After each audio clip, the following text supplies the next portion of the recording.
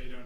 Good, how are you? Not bad. Hey, once he clears waivers, the Cavs plan to sign Danny Green, who you know as well as about anybody. What, obviously, resume speaks for itself, but what will the Cavs be getting when they get him back? A guy that is a very confident shooter, an underrated defender, and a great teammate. He's fun to be around. He loves playing the game, and he understands his role completely, and he'll fit right in. Bob, even if he's not playing a lot, is there value in putting a player with a lot of playoff experience into any locker room with not a lot of playoff experience? Well, sure, you know that just logically. He's going to say things. It'll be great for JB to have another person there who's been through all sorts of different situations. And he'll talk to somebody on the bus or on the plane. It's just like osmosis. And so he'll provide a lot of information that, all the coaches won't have time for. Or they'll be happy that they have an additional quote-unquote coach that, kind of knows what's going on. And it's all good, for sure. Coach, Malachi Brandon was a local guy. What has pleased you about his development as a rookie? I think more than anything, his demeanor and his pace. He really is comfortable on the court, more so than most people his age would ever think about being. He's not in a hurry. He's not intimidated by anything. He's learning a lot. The people guarding him are a lot better than the people who guarded him in college, obviously. So he's understanding the difference in physicality and athleticism and just basketball IQ that he's got to pick up. But he's been a quick learner, and even though we've had a lot of injuries over the year, he still would have been playing. He's earned that position. He's not just playing because people are hurt. He's really developed quickly. He's worked on his shot more, worked on his defense, just all the things that young kids have to do when they get into the league because they haven't been in college very long. The coaches never got to really create habits for them when you have somebody that short of time. So he's been a quick study and used his time wisely. So there'll be no more G League for him. Pop, I'm going to ask you to go back a few decades here, but Okay. What's your recollection of coaching against Fratello when you took over the Spurs back in '96?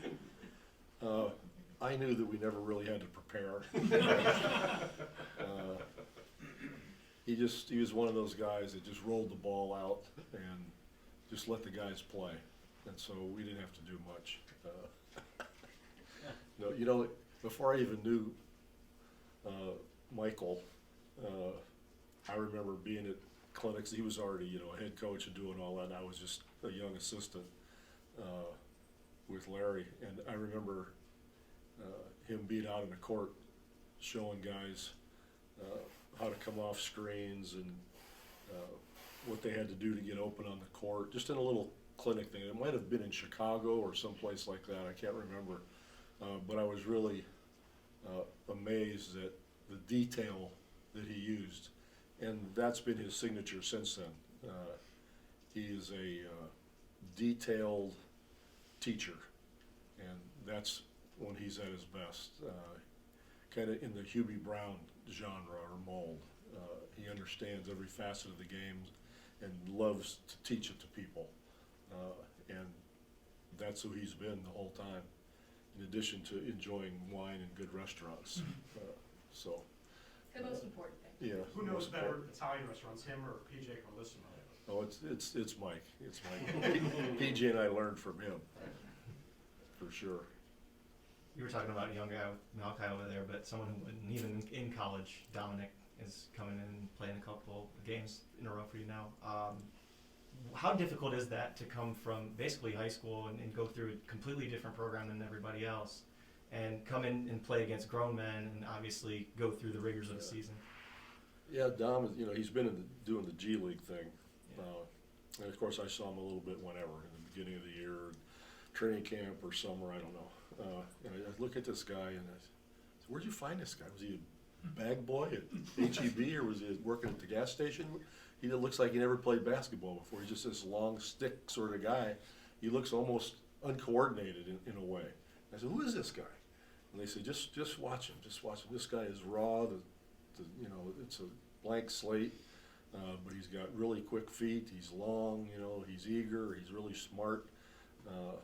So everything he's doing now is just like freebie. He's going to get these minutes and he's going to play and we're going to get to take a look at him. But he's been one of the team favorites because of his personality and his sort of wildness on the court, because he doesn't really know much yet. He's just got these athletic skills and he's like a whirling dervish, so to speak. The trade deadline passed, do you expect there'll be a greater opportunity for a guy like Charles Bassey? Oh yeah, he's going to play. He's just getting better with his ankle and that kind of thing, but he's going to play, yeah. Definitely. Sorry. Yes, sir. Well, when I covered Bassey up in college, he talked about how his growth process didn't always mirror other guys, and sometimes he'd get to a level and it would take him a little while to chip away to where he could be a contributor. And I know that's sort of been his NBA career arc. Can you speak to what I guess where you see his game and where he's maybe still growing, still finding his level at this level? Yeah, he's progressing very well. Obviously, he's long, he's got good size, and he's worked on his shot. But more than anything, it's been about I don't want to say his motor. It's a matter of becoming a little nastier, a little more aggressive, understanding that people would like to take his job away, and that he's trying to carve out an NBA career. And so we've approached him in that tone. So since he's come, he's made significant progress in understanding how you have to be to stay in the NBA and what it takes to be a performer. So that's really been the area he had to work in, just that aggressive physical part. And then the second is confidence, believing that he belongs. And I think that we've gotten that through to him, and he's done a really good job for us, this year. Being someone who's seen it all and done it all pretty much at this level, where do you get the greatest satisfaction out of doing this every day as a coach? Well, it's different. The satisfaction when we were a championship caliber team was trying to figure out adjustments or little tweaks here and there in the offense, or how you wanted to put the team together, who you wanted to put around Timmy and Manu and Tony.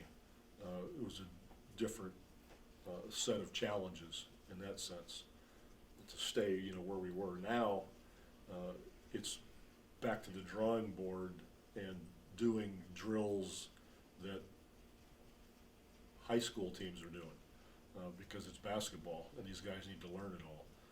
A lot of the things we're doing now we didn't do with Tim and Manu and Tony after we were established. You had other things that we would work on, but here it's all the basics. I mean, how to set a pick, how to roll, how to pivot. Those are the things we do every day when we have a shoot around.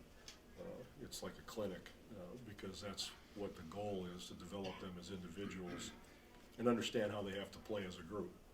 So it's a whole different set of challenges. So the satisfaction is in watching somebody like Keita improve, or somebody like Malachi continue to see the light go on in certain areas and move on from there. You allowed yourself to think about potentially making the Hall of Fame or not? Anybody else got anything? I knew you wouldn't like that. Thanks, Bob. I grew up thinking that all the time.